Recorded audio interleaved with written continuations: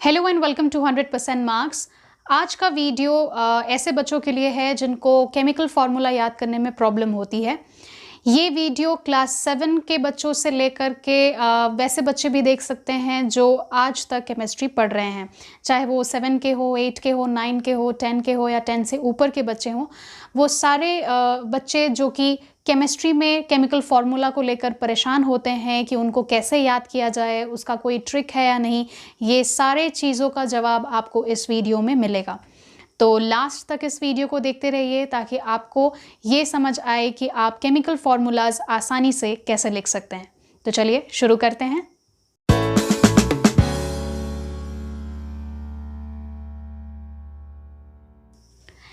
Chemical formula जब भी हम कभी लिखते हैं तो उसमें दो पोर्शंस होते हैं, एक पॉजिटिव पार्ट होता है, दूसरा नेगेटिव पार्ट होता है। जैसे एक सिंपल फार्मूला ले लेते हैं NaCl। NaCl में Na+ एक पॉजिटिव पार्ट है और Cl- एक नेगेटिव पार्ट है।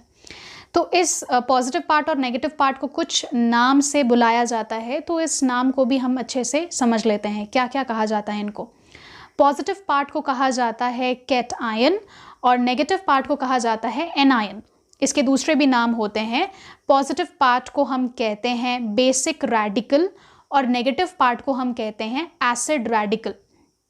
तो अगर आप किसी भी केमिस्ट्री के बेसिक बुक को अगर आप उठाकर देखेंगे तो वहाँ पर इस केमिकल फार्मूला को याद करने के लिए acid radical and basic radical के बड़े बड़े चार्ट्स दिए हुए होते हैं। लेकिन ये जो नाम है एसिड रेडिकल, बेसिक रेडिकल, ये कहाँ से आता है और क्यों ऐसा इनको कहा जाता है, ये भी समझना चाहिए, है ना। तो एसिड रेडिकल नेगेटिव आयंस को इसलिए कहा जाता है क्योंकि इन नेगेटिव आयंस से मिलकर एसिड्स बनाए जाते हैं। जैसे कि Cl- को अगर हम हाइड्रोजन के साथ कंबाइन करेंगे तो वो HCl बनाएगा जो कि एक टाइप का एसिड है। उसी तरीके से पॉजिटिव आयंस मतलब कैटायंस को हम बेसिक रेडिकल क्यों कहते हैं, क्योंकि इस पॉजिटिव आयंस को अगर हम हाइड्रोक्साइड आयंस के साथ अगर हम कंबाइन करते हैं तो वो बेसेस बनाएंगे। तो कैटायंस से हमें बेस मिलता है, जैसे कि Na+ को OH- के साथ कंबाइन किया जाए तो वो NaOH बनाएंगे जो कि एक टाइप का बेस होता है। तो कैटायंस से हमें बेस मिलता है, इसीलिए कैटायंस को बेसिक रेडिकल कहा जाता है। और एनायंस से हमें एसिड मिलता है, इसलिए एनायंस को एसिड रेडिकल कहा जाता है। तो ये तो हो गई बेसिक नाम की बात। लेकिन यहाँ पर हम फॉर्मूला आगे कैसे समझेंगे। जैसे कि जो बुक्स में आपको चार्ट दिया हुआ रहता है, बहुत बड़े बड़े चार्ट्स होते हैं जिसमें कि कैटायंस का फॉर्मूला और उनके चार्जेस लिखे हुए होते हैं, एनायंस के फॉर्मूला और उनके चार्जेस होते हैं, जैसे कि आप यहाँ पर देख सकते हैं। तो इतने बड़े चार्ट को याद करने के बाद ही आप फॉर्मूला लिख पाते हैं, ऐसा आपको हमेशा समझाया जाता है। आपके जब भी आप इस टॉपिक को पढ़ते हैं तो आपको यही कहा जाता है कि इस चार्ट को तो आपको याद करना पड़ेगा। इस चार्ट को याद करने में ही तो असली प्रॉब्लम शुरू होती है और बच्चे इसी चार्ट को याद नहीं कर पाते हैं और आगे फॉर्मूला भी उनका गलत हो जाता है क्योंकि इस चार्ट पे ही फॉर्मूला बेस्ड है। तो इस चार्ट को हम शॉर्टकट तरीके से कैसे याद कर सकते हैं, यही हम यहाँ पर समझने वाले हैं। तो चलिए एक कोई भी बेसिक एक आयन यहाँ से उठाकर देखते हैं कि आखिर उसको याद कैसे किया जाए। जैसे कि आप यहाँ पर देख रहे हैं Na+, सोडियम आयन का फॉर्मूला हम यहाँ ले लेते हैं Na+। तो Na+ में ये जो Na है, Na सोडियम का सिंबल है, ठीक है, उसका निशान है या उसका चिन्ह है, जैसे कि हम ये पता करते हैं कि Na मतलब सोडियम, ठीक है। अगर आपको सिंबल भी याद करने में दिक्कत होती है तो आप हमारे चैनल पे एक वीडियो अवेलेबल है, आप उसको जाकर देख सकते हैं। आप आई बटन पे क्लिक करेंगे तो आप डायरेक्टली उस वीडियो में पहुंच जाएंगे जहां पर आपको सिंबल कैसे याद करना है ये सिखाया गया है, ठीक है। तो चलिए अब वापस आते हैं टॉपिक में, जहाँ पर आपको ये समझना है कि Na मतलब सोडियम, मतलब वो एलिमेंट का सिंबल है। साथ में जो +1 है, +1 उसका चार्ज है।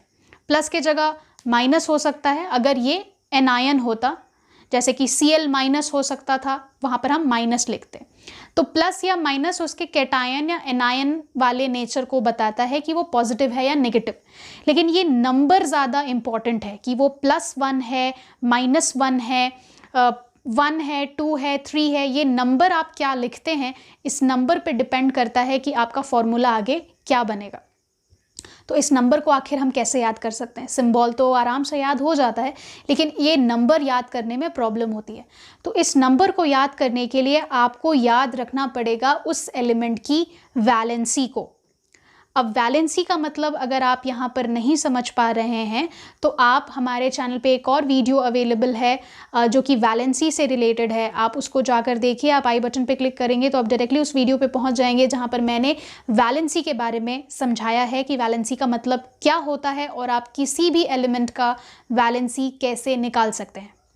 तो जब आपको किसी भी एलिमेंट की वैलेंसी पता चल जाएगी कि वैलेंसी आप कैसे निकालेंगे, जैसे सोडियम की वैलेंसी होती है 1, तो जो भी उसकी वैलेंसी होगी वही नंबर आपको यहाँ पर उसके फॉर्मूला के जस्ट ऊपर सुपरस्क्रिप्ट में लिखना है।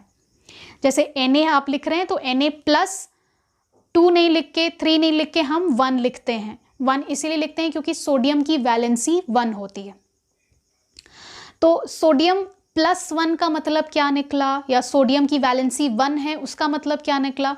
1 का मतलब ये निकलता है कि सोडियम मेटल जब एक इलेक्ट्रॉन लूज करता है तब वो Na+1 बनाता है। मतलब ये निकलता है कि जितना इलेक्ट्रॉन वो लूज करेगा उतना ही उसका वहां पर चार्ज आ जाएगा। अगर Na 2 इलेक्ट्रॉन लूज करता, सपोज मान लेते हैं कि अगर Na 2 इलेक्ट्रॉन लूज करता तो यहाँ पर हम +2 लिखते, Na+2 लिखते, लेकिन हम +2 नहीं लिखते हैं क्योंकि उसकी वैलेंसी कितनी होती है? 1 होती है, इसीलिए हम Na+1 लिखते हैं।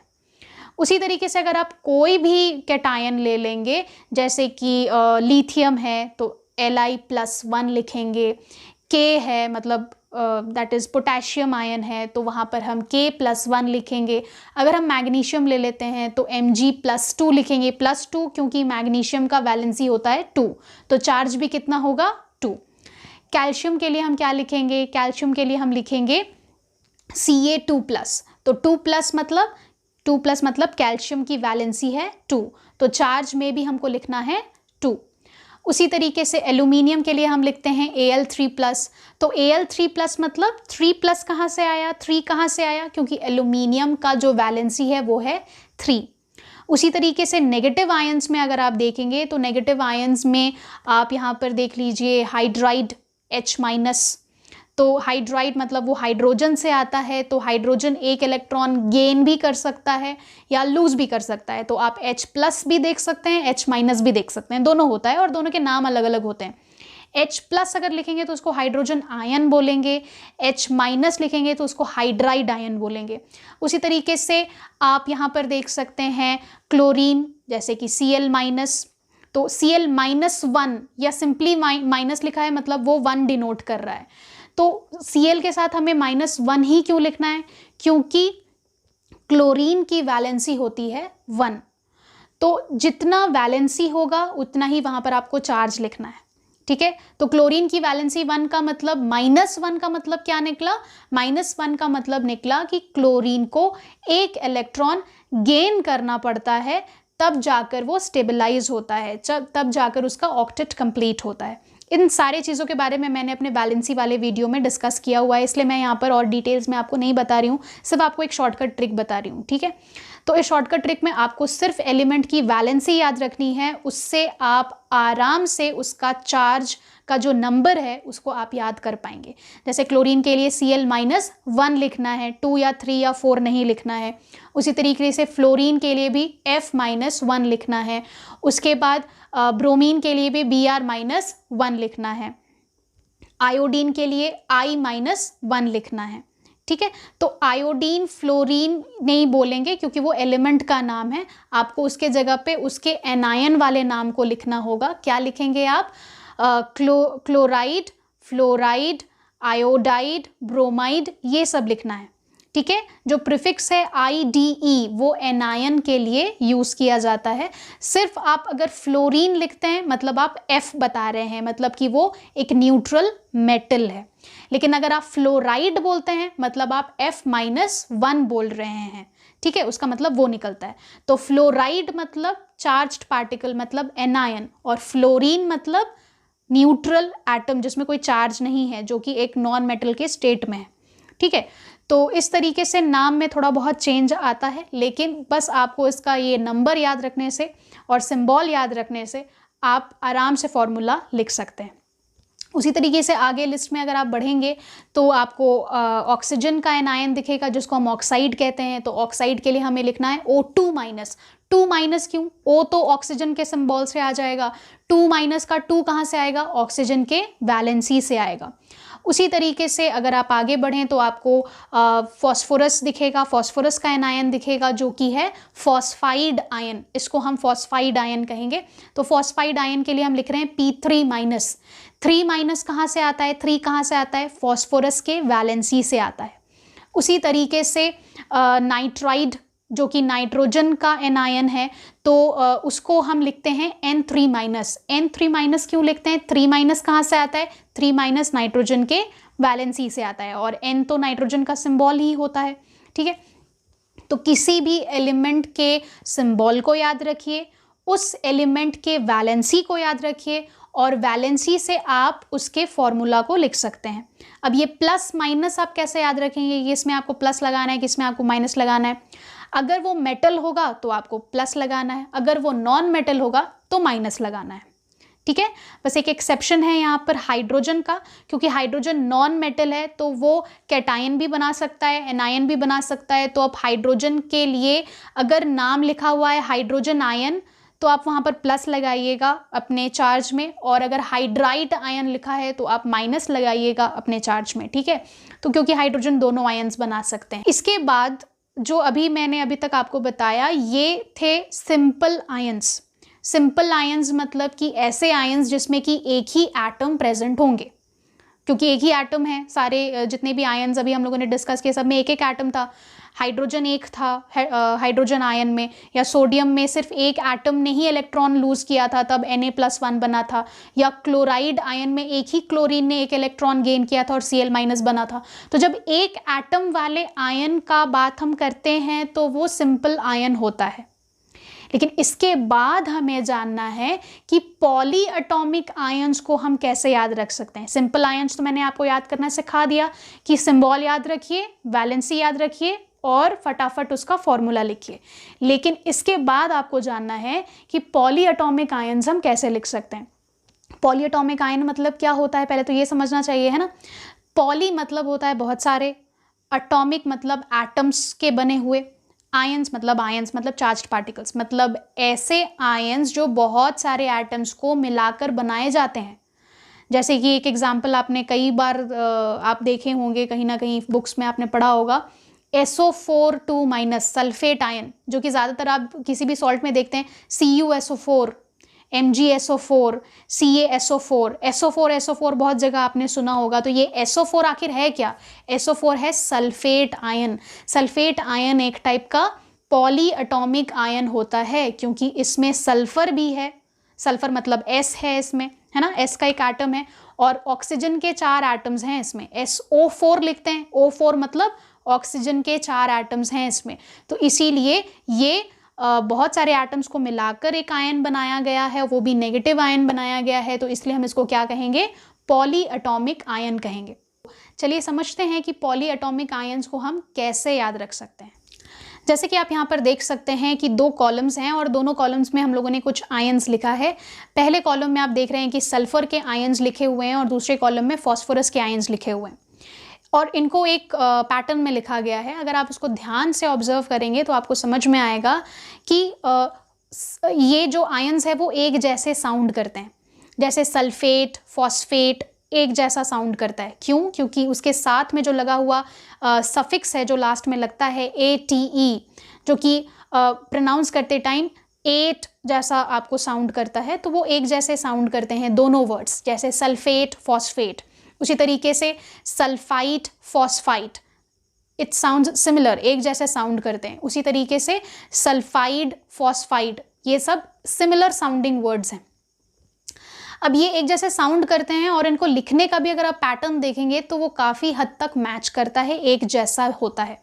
जैसे आप यहाँ पर ऑब्जर्व करिए इस टेबल में तो आपको समझ में आएगा कि सल्फेट अगर हम लिख रहे हैं तो उसके जैसे साउंड करने वाला कौन है? फॉस्फेट।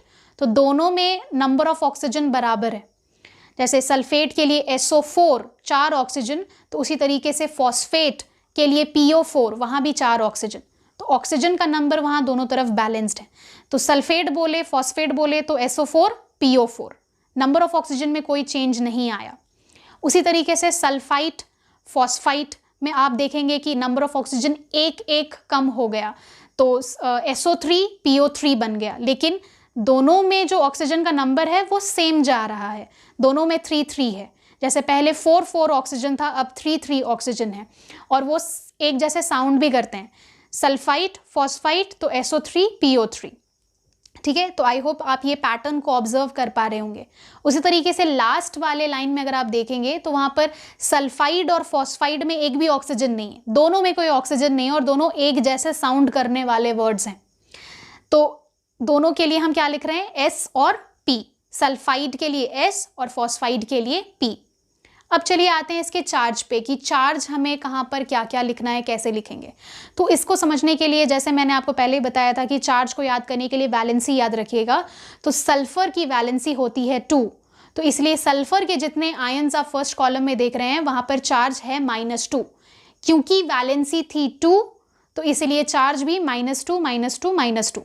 SO4 2-, ठीक है, SO3 2-, S 2-, तो ये 2- का 2 कहाँ से आ रहा है, सल्फर के वैलेंसी से आ रहा है। वहाँ से आप उसको याद करने का ट्रिक अपने दिमाग में सेट कर लीजिए।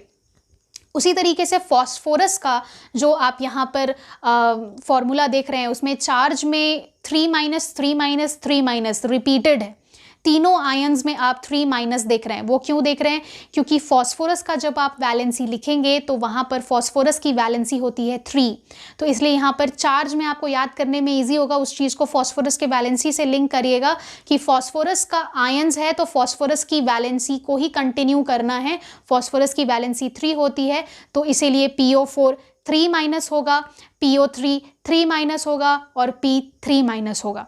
ठीक है, तो इस तरीके से आप चार्ज को भी याद कर सकते हैं और फॉर्मूला को भी याद कर सकते हैं। तो नाइट्रोजन के जो आयंस होते हैं वो भी इसी तरीके के साउंड करते हैं, जैसे सल्फेट फॉस्फेट होता है उसी तरीके से नाइट्रेट होता है, जैसे सल्फाइट फॉस्फाइट होता है उसी तरीके से नाइट्राइट होता है, जैसे सल्फाइड फॉस्फाइड होता है उसी तरीके से नाइट्राइड होता है।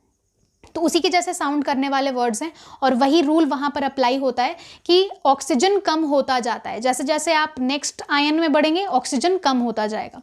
जैसे नाइट्रेट के लिए आपको लिखना है NO3, जैसे सल्फेट के लिए SO4 लिखते थे, वहाँ 4 ऑक्सीजन था, वहाँ 4 से शुरू करते थे, ऑक्सीजन का नंबर 4 होता था पहले वाला आयन के लिए, 4 ऑक्सीजन फिर 3 ऑक्सीजन फिर एक भी ऑक्सीजन नहीं होता था लास्ट वाले आयन में। लेकिन नाइट्रोजन में आपको शुरुआत करनी है 3 ऑक्सीजन से, ठीक है, आपको 3 ऑक्सीजन से शुरू करना है और उसके बाद फिर वो घटता जाएगा, फिर 2 ऑक्सीजन हो जाएगा, फिर एक भी ऑक्सीजन नहीं रहेगा।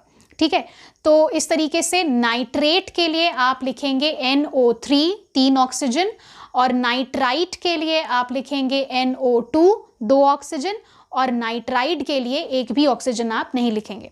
अब यहाँ पर जो चार्ज है वो चार्ज आपको पहले 2 आयन के लिए -1 लेकर चलना है। अब -1 क्यों है, ये प्रीवियस ट्रिक क्यों नहीं काम कर रही है, वो इसलिए क्योंकि नाइट्रेट का जो स्ट्रक्चर है वो उसके स्ट्रक्चर पर बेस्ड होता है उसका ये चार्ज, तो आपको स्ट्रक्चर में नहीं जाना है, स्ट्रक्चर आपको पूछा नहीं जाएगा अभी फ़िलहाल, जूनियर क्लासेस में नहीं पूछा जाता है, सीनियर क्लासेस में भले आपको पूछा जाए, यहाँ पर आपको नहीं पूछा जाएगा, आपको यहाँ पर फॉर्मूला सीखना है। तो बस आप यहाँ पर ये याद रखिएगा कि नाइट्रोजन के आयंस के केस में नाइट्रेट और नाइट्राइट में हमें नाइट्रोजन की वैलेंसी से काम नहीं करना है, हमें वहाँ पर -1 पुट करना है। ये चीज़ थोड़ी सी आपको याद करनी पड़ेगी, इसमें कोई ट्रिक नहीं है।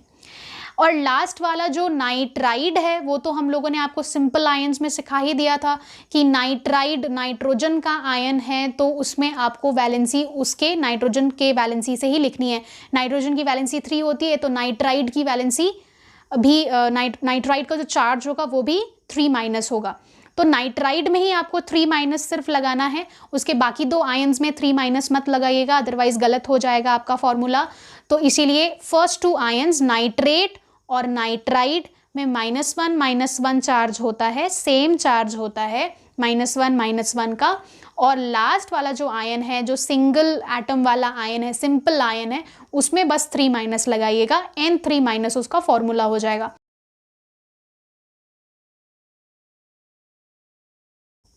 कार्बोनेट याद रखिएगा CO3 2-। तो जब भी किसी भी आयन के आगे बाई लग जाता है, by carbonate, by sulphate, by phosphite, जब बाई वर्ड लगता है तो बाई का मतलब होता है हाइड्रोजन। तो बाई के जगह वहाँ हाइड्रोजन भी लगा हो सकता है, दोनों का मतलब सेम होता है। बाई कार्बोनेट बोले या हाइड्रोजन कार्बोनेट बोले, मतलब सेम होता है। तो कार्बोनेट जैसे CO3 2- है, तो बाई कार्बोनेट बोलेंगे मतलब कार्बोनेट के आगे आपको हाइड्रोजन लगाना पड़ेगा, मतलब CO3 के आगे आपको H लगाना पड़ेगा। और साथ में जो चार्ज है उसमें आपको +1 ऐड करना पड़ेगा, ठीक है। तो जैसे कार्बोनेट के लिए हम लिख रहे थे CO3 2- उसका चार्ज था। अब हम लिखेंगे HCO3-1। कैसे, ये कैसे आया? सबसे पहले तो बाई कार्बोनेट में बाई का मतलब है हाइड्रोजन, इसलिए हम लोगों ने CO3 के आगे H लगा दिया। उसके बाद चार्ज -2 से -1 कैसे हो गया? क्योंकि मैंने अभी तुरंत आपको बताया कि आपको हाइड्रोजन आगे लगाना है और साथ में जो चार्ज है पूरे आयन का, जैसे 2- चार्ज था, उसमें +1 ऐड करना है। तो -2 +1 करेंगे तो वो -1 आ जाएगा, ठीक है। तो चार्ज में +1 ऐड करना है और आयन के फॉर्मूला के आगे हाइड्रोजन लगाना है। यही कॉन्सेप्ट याद रखिएगा जब भी आयन में बाई वर्ड आपको दिखे या फिर हाइड्रोजन वर्ड लगा हुआ दिखे, तब इस चीज़ को याद रखना है, ठीक है। चलिए आगे इसके इसी जैसे बहुत सारे आयंस के एग्जाम्पल्स हम लोग देखते हैं। तो इसमें जैसे कि दूसरे एग्जाम्पल्स है बाई सल्फेट। तो सल्फेट SO4 2- होता है, बाई सल्फेट बोलेंगे तो HSO4 लिखना पड़ेगा और चार्ज -2 से -1 हो जाएगा, क्योंकि -2 में +1 ऐड करना पड़ेगा, ठीक है। उसी तरीके से बाई सल्फाइट बोलेंगे तो क्या होगा, या हाइड्रोजन सल्फाइट बोलेंगे तो क्या होगा? बाई सल्फाइट हाइड्रोजन सल्फाइट एक मतलब है, क्योंकि बाई लिखे या हाइड्रोजन लिखे एक मतलब होता है उसका। तो बाई सल्फाइट के लिए हम क्या लिखेंगे? सल्फाइट होता है SO3 2-। अगर हम इसमें बाई लगा देते हैं तो बाई मतलब हाइड्रोजन होता है, तो SO3 के आगे मुझे लगाना पड़ेगा H, तो फॉर्मूला हो जाएगा HSO3। और चार्ज क्या लिखेंगे? चार्ज लिखेंगे -1, क्योंकि पहले चार्ज था -2 और -2 में +1 ऐड किए तो क्या बन गया? -1। तो फॉर्मूला हो जाएगा HSO3-। कॉम्प्लेक्स आयंस जान लेने के बाद, पॉलीएटॉमिक समझ लेने के बाद, अब हमें ट्रांजिशन एलिमेंट्स के आयंस के बारे में भी पता होना चाहिए। ट्रांजिशन एलिमेंट्स सुनने में तो बहुत बड़ा एक नाम लगता है, लेकिन इससे रिलेटेड आयंस आप फ्रीक्वेंटली अपने फॉर्मूलाज में देखते हैं। जैसे यहाँ पर मैं 2 वर्ड्स लिखूंगी या 2 कंपाउंड्स के नाम लिखूंगी, वहाँ पर आपको समझ में आएगा कि आप ये नाम पहले भी सुन चुके होंगे। जैसे iron 3 chloride, ferric chloride, ferrous chloride, iron 2 chloride. तो ये जो वर्ड्स हैं ये आप पहले सुन चुके हैं। और आयरन से रिलेटेड आप को 2-3 फार्मूलाज आपको याद करना पड़ता है। तो ट्रांजिशन एलिमेंट्स या ट्रांजिशन मेटल्स ऐसे एलिमेंट्स होते हैं, ऐसे मेटल्स होते हैं जिनका एक से ज़्यादा चार्ज पॉसिबल होता है। अब ऐसा क्यों होता है ये आपको हायर क्लास में समझाया जाएगा, लेकिन उस चीज़ से हमें इस वीडियो में कोई लेना देना नहीं है। यहाँ पर हमें बस समझना है कि हम इसे याद कैसे करेंगे और इसका नाम हम कैसे मेमोराइज कर सकते हैं। तो इसके लिए यहाँ पर आप ये चीज़ याद रखिएगा कि ट्रांजिशन एलिमेंट्स के जो आयंस होते हैं उसको लिखने का 2 तरीका होता है। एक जो ओल्ड तरीका है जिसमें कि ओल्ड तरीके से, ओल्ड कॉन्सेप्ट से नाम लिखा जाता है, और दूसरा एक नया तरीका होता है जो आजकल ज़्यादातर आप बुक्स में देख सकते हैं। हम दोनों तरीका समझेंगे, ठीक है। तो सबसे पहले हम लोग न्यू तरीका समझ लेते हैं जो अभी एट प्रेजेंट यूज़ होता है। तो जो नया तरीका है उसमें जैसे आयरन के 2 आयंस होते हैं, Fe2+ भी होता है और Fe3+ भी होता है। तो Fe तो उसके सिंबल से आता है, Fe का जो सिंबल है वो आयरन डिनोट करता है। तो आयरन उसके सिंबल, Fe उसके सिंबल को बताता है। 2+ 3+ उसके डिफरेंट चार्जेस के बारे में बताता है। तो 2+ और 3+ कहाँ पर क्या लिखना है, कौन सा नाम दिया रहेगा, तो कौन सा आयन इस्तेमाल करना है, ये चीज़ समझते हैं। तो आयरन 2 क्लोराइड अगर लिखा है तो वहाँ पर हम Fe2+ इस्तेमाल करेंगे। आयरन 3 क्लोराइड लिखा है तो वहाँ पर हम Fe3+ यूज़ करेंगे। तो जो ब्रैकेट में रोमन नंबर्स लिखे होते हैं, रोमन में 2 लिखा हुआ है या रोमन में 3 लिखा हुआ है, तो ये 2 और 3 क्या डिनोट करता है? Fe का चार्ज डिनोट करता है। Fe अगर 2+ है तो वहाँ पर आयरन 2 लिखा हुआ होगा ब्रैकेट में, और Fe3+ अगर आप यूज़ कर रहे हैं फॉर्मूला में तो आयरन 3 लिखा हुआ रहेगा। तो ब्रैकेट में जो ये 2 और 3 लिखा होता है वो उसके चार्ज को डिनोट करता है। उसी तरीके से आप कॉपर के लिए भी देखते होंगे, कॉपर 2 ऑक्साइड, कॉपर 1 ऑक्साइड, ऐसा भी लिखा हुआ होता है। तो कॉपर 2 मतलब Cu2+, ठीक है। Cu तो कॉपर का सिंबल है, 2+ उसका चार्ज है। उसी तरीके से कॉपर 1 ऑक्साइड मतलब कॉपर 1 में कौन सा कॉपर हम यूज़ कर रहे हैं, Cu+1 का यूज़ कर रहे हैं। तो Cu कॉपर का सिंबल है, +1 उसका चार्ज है। तो कॉपर 1 के लिए हमें Cu+1 का यूज़ करना पड़ रहा है और कॉपर 2 के लिए Cu+2 का यूज़ करना पड़ रहा है। जो पुराना तरीका था वो थोड़ा सा मुश्किल था, जिसमें कि आपको याद करने में थोड़ा दिमाग लगाना पड़ता है कि इसको कैसे शॉर्टकट तरीके से याद कर सकें। जैसे कि आयरन का 2 आयंस होता है, Fe2+ और Fe3+। इसको अगर पुराने तरीके से देखा जाए, पुराने कॉन्सेप्ट से अगर इसका नाम जानेंगे तो इसका नाम होता है फेरस और फेरिक। ये वर्ड्स अभी भी किसी किसी बुक में आपको दिखेंगे, आप देखते होंगे इसका भी इस्तेमाल कहीं कहीं होता है। फेरस और फेरिक कैसे याद रखेंगे, कौन सा फेरस है कौन सा फेरिक है। तो उसी तरीके से कॉपर के लिए भी होता है, Cu+1 के लिए हम लिखते हैं क्यूप्रस और Cu+2 के लिए हम लिखते हैं क्यूप्रिक, ठीक है। तो इस चीज़ को हम कैसे याद रखेंगे, कौन सा फेरस है कौन सा फेरिक है, कौन सा क्यूप्रस है कौन सा क्यूप्रिक है, ये कैसे याद रख सकते हैं। तो इसके लिए आप एक चीज़ ध्यान रखिए, यहाँ पर आप ऑब्जर्व करेंगे तो आपको समझ में आएगा कि फेरस और क्यूप्रस एक जैसे साउंड करने वाले वर्ड्स हैं, क्योंकि उसका जो सफिक्स है लास्ट में OUS वो सेम है। उसी तरीके से फेरिक और क्यूप्रिक एक जैसे साउंड करने वाले वर्ड्स हैं, क्योंकि उसका जो सफिक्स है वो सेम है, IC दोनों के लास्ट में लगता है और एक जैसा वो साउंड करता है। और इसका जो मतलब जो याद करने का तरीका है वो भी एक जैसा सेम पैटर्न में आपको दिखेगा। कैसे, जैसे हम फेरस और क्यूप्रस बोलते हैं और फेरिक और क्यूप्रिक बोलते हैं, तो आप ध्यान दीजिएगा कि जो फेरिक और क्यूप्रिक है वो हायर चार्ज वाले आयन के लिए लिखा जा रहा है, और फेरस और क्यूप्रस है वो लोअर चार्ज वाले आयन के लिए लिखा जा रहा है। मतलब क्या हुआ, Fe2+ और Fe3+ में चार्ज किसका ज़्यादा है, Fe3+ का चार्ज ज़्यादा है। तो जिसका चार्ज ज़्यादा होगा उसमें हम फेरिक लिखेंगे, जिसका जो सफिक्स होगा वो IC होगा। तो IC वाले सफिक्स हम ज़्यादा चार्ज वाले आयन के लिए लिखते हैं। उसी तरीके से कॉपर में आप देखिए, कॉपर में Cu+1 है और Cu+2 है, तो 1 और 2 में बड़ा कौन हुआ, लार्जर कौन हुआ, 2+ लार्जर हुआ, तो उसके लिए हम क्यूप्रिक लिखेंगे। तो फेरिक Fe3+ के लिए, क्यूप्रिक Cu2+ के लिए। तो ज़्यादा चार्ज के लिए, ज़्यादा बड़े चार्ज के लिए हम फेरिक, क्यूप्रिक ये सब वर्ड्स का इस्तेमाल करते हैं, मतलब IC सफिक्स का इस्तेमाल करते हैं। और जो छोटा चार्ज होता है, जो स्मॉलर चार्ज वाला आयन होता है, उसके लिए फेरस, क्यूप्रस ये सब इस्तेमाल होता है। फेरस में OUS, क्यूप्रस में OUS कॉमन है। ये जो OUS सफिक्स है ये आपको छोटे वाले आयन के लिए यूज़ करना है जिसका चार्ज स्मॉल है। जैसे Fe2+ और 3+ में Fe2+ का 2+ छोटा है, 3+ बड़ा है, तो जो छोटा आयन होगा जिसका चार्ज कम होगा उसके लिए फेरस यूज़ करेंगे। उसी तरीके से कॉपर +1 और कॉपर +2 में +1 छोटा है चार्ज में, मैग्नीट्यूड में, तो इसीलिए हम कॉपर 1 के लिए, कॉपर +1 के लिए हम क्यूप्रस यूज़ करेंगे, ठीक है। तो क्यूप्रस, फेरस ये सब स्मॉलर चार्ज वाले आयन के लिए यूज़ करना होता है, और फेरिक, क्यूप्रिक जो एक जैसे साउंड करने वाले जिसमें IC सफिक्स जाता है उसमें हम हायर चार्ज वाले आयन को यूज़ करते हैं। कुछ ट्रिक्स एंड टिप्स आपके साथ शेयर किए ताकि आप इस चार्ट को आराम से याद कर सकें और आपको कोई प्रॉब्लम ना हो।